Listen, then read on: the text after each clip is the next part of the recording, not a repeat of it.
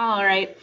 We got another typo over here. This is just a formatting error between, so Miss Escobar and I split up the notes. So when I make them, we don't have as many typos because I created them in Word and then I moved them to Microsoft, or sorry, to Google Docs. She does the same thing, but because she created them, like the typos aren't in hers and the conversion is where the error happens. So that's what's happening here. Okay, so we've got sine of 300 degrees, cosine of 30 degrees, and tangent of 30 degrees, and we want to find out those values. So let's start here. We're going to start with step one. We need to figure out what quadrant we're in. So I'm going to draw a little picture right here. Okay, and if we're going 300 degrees, that's my standard angle. That's somewhere in the fourth quadrant because this is 270 degrees and this is 360. So we're like somewhere right in here. I'm going to draw this.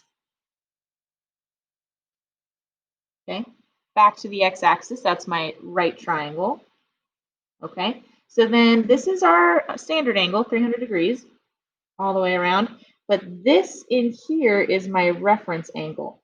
All right, so if we know that this is 300 degrees, and this is 60 degrees right here, or sorry, 360 degrees, we know that this little angle is 60 degrees in here.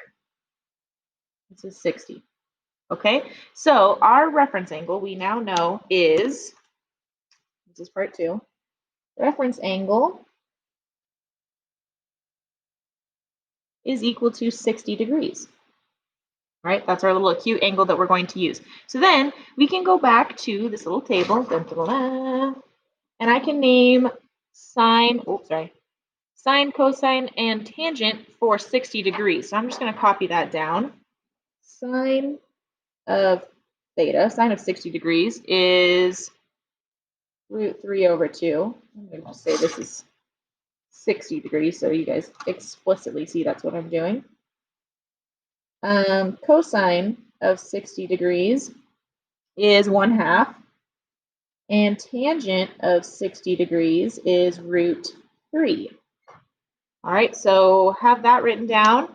But then because we're in the fourth quadrant, we can use this information. So sine should be negative, cosine should be positive, and tangent is going to be negative. So I'm going to add that here in my final answer. This is part 3. So for quadrant 4, that's what we're in. Sine of 300 degrees is equal to a negative root 3 over 2. So I took this, I made it negative because we're in the fourth quadrant. Then cosine of 300 degrees is going to be a positive 1/2, and tangent of 300 degrees is equal to negative root 3. So this is your final answer. La, la, la, la. Go ahead and pause the video and try the next one. All right, we are back. So I'm going to draw this in a different color, I guess. Step 1, let's draw a picture. And sorry, this is a typo again. You can assume we need sine of 135, cosine of 135, and tangent of 135. Okay. Alrighty, so we have 135 degrees as our standard angle. So this is 180. We know that this is 90, so we're somewhere in between. I'm gonna go right here. All right, and remember, we always come back to the x-axis to build our triangle. There it is. So we need to find this little reference angle in here, given that this is 135. Okay, this is at 135. Okay, so how many degrees are between 80 and 135? So I'm going to subtract that. 180 minus 135. Well, that's a little 45-degree angle right there. So this, part 2, I'll do in a different color. Part 2 says that our reference theta is equal to 45 degrees. Okay, so sine of 45 degrees I'm going to go back and use this little table from the start. Sine of 45 degrees, bam, is 1 over root 2. Then cosine of 45 degrees is also 1 over root 2. And then that makes the tangent of 45 degrees 1. Okay, so now I just need to tell my signs here. I'm in the second quadrant, so sine is positive, cosine is negative, and tangent's negative.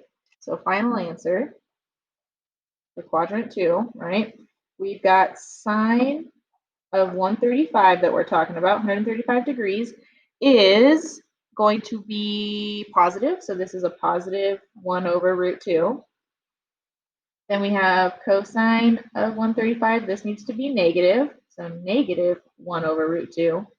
And so then the tangent is also negative. Tangent of 135 is negative 1. Hopefully you got those same answers. I'm going to do the next two examples in the next video.